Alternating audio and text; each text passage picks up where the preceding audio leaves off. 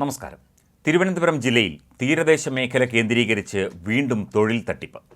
റഷ്യയിൽ ജോലി വാഗ്ദാനം ചെയ്ത് 5 തെങ്ങ് സ്വദേശികളായ യുവാക്കളെ തട്ടിപ്പിന് ഇരയാക്കിയ വാർത്ത ചർച്ചയായതിന് പിന്നാലെയാണ് പൂന്തുറയിൽ നിന്ന് സമാനമായ വാർത്ത പുറത്തുവരുന്നത്.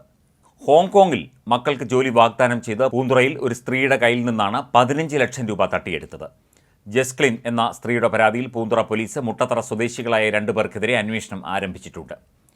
ഹോങ്കോങ്ങിലെ ഒരു പ്രമുഖ സ്ഥാപനത്തിലെ ജോലിക്കുള്ള വിസയാണെന്ന് പറഞ്ഞാണ് ഇവർക്ക് ടൂറിസ്റ്റ് വിസ നൽകിയത്. ജസ്ലിൻ്റെ മക്കൾ ഹോങ്കോങ്ങിൽ എത്തിയപ്പോഴാണ് അത്തരത്തിൽ ഒരു സ്ഥാപനമില്ല എന്നറിയുന്നത്. തട്ടിപ്പിന് ഇരയായ യുവാക്കൾ നാട്ടിലേക്ക് തിരികെ പോന്നു.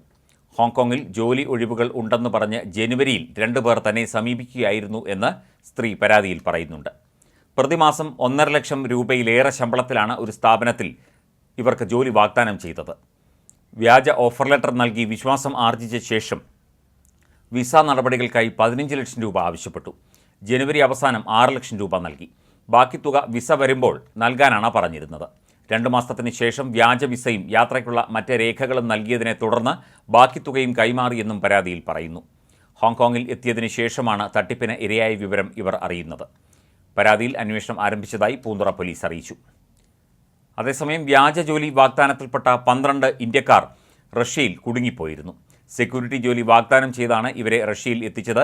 സെക്യൂരിറ്റി ജോലി എന്ന വ്യാജ വാഗ്ദാനം വിശ്വസിച്ച് റഷ്യയിലെത്തിയ തെലങ്കാന, കർണാടക, ഗുജറാത്ത്, ഉത്തർപ്രദേശ്, കേരളം എന്നിവിടങ്ങളിൽ നിന്നുള്ള ഇന്ത്യൻ യുവാക്കൾക്ക് യുദ്ധമേഖലയിൽ പണിയെടുക്കേണ്ടി വന്നു. യുക്രൈൻ സൈന്യത്തിനെതിരെ യുദ്ധം ചെയ്യണമെന്ന് ഇവരോട് ആവശ്യപ്പെട്ടതോടെയാണ് തൊഴിൽ തട്ടിപ്പ് പുറത്തായത്. ഇവരുടെ ബന്ധുക്കൾ യുദ്ധമേഖലയിൽ നിന്ന് ഇവരെ മടക്കിക്കൊണ്ടുവരാൻ നടപടി സ്വീകരിക്കണമെന്നാവശ്യപ്പെട്ട് വിദേശകാര്യ മന്ത്രാലയത്തെ സമീപിച്ചു. ഫൈസൽ ഖാൻ എന്ന വ്ളോഗറുടെ വീഡിയോ കണ്ടാണ് യുവാക്കൾ ജോലിക്ക് അപേക്ഷിച്ചത് എന്നും ഇയാൾ തട്ടിപ്പിലെ ഇടനിലക്കാരനാണെന്നുമാണ് യുവാക്കളുടെ ബന്ധുക്കൾ വിദേശകാര്യ മന്ത്രാലയത്തിന് നൽകിയ കത്തിൽ പറഞ്ഞത്. യുവാക്കളെ രക്ഷപ്പെടുത്താൻ വിദേശകാര്യ മന്ത്രാലയം ഇടപെടണം എന്ന് വിവിധ രാഷ്ട്രീയ കക്ഷി നേതാക്കളും ആവശ്യപ്പെട്ടിരുന്നു. ഇവരെ പിന്നീട് നാട്ടിൽ തിരിച്ചെത്തിച്ചു. ജോലിക്കായി ഓരോരുത്തരിൽ നിന്ന് ഏജന്റുമാർ 3.5 ലക്ഷം രൂപ വീതമാണ് കൈപ്പറ്റിയത്. 60-ലേറെ ഇന്ത്യൻ യുവാക്കളെ സമ്മതമില്ലാതെ റഷ്യയുടെ സ്വകാര്യ സേനയുടെ ഭാഗമാക്കിയിട്ടുണ്ടെന്നായിരുന്നു റിപ്പോർട്ടുകൾ. റഷ്യൻ ഭാഷയിലുള്ള കരാറിൽ ഇവരെ കൊണ്ട് ഒപ്പിടിവിച്ചാണ് സമ്മതം വാങ്ങിയത്. ആകർഷകമായ ശമ്പളത്തിൽ ജോലി വാഗ്ദാനം ചെയ്ത് റഷ്യൻ യുദ്ധമേഖലകളിലടക്കം യുവാക്കളെ എത്തിച്ച മനുഷ്യക്കടത്ത് കേസുമായി ബന്ധപ്പെട്ട് തിരുവനന്തപുരം അടക്കം 7 നഗരങ്ങളിൽ CBI റെയ്ഡ് നടത്തിയിരുന്നു.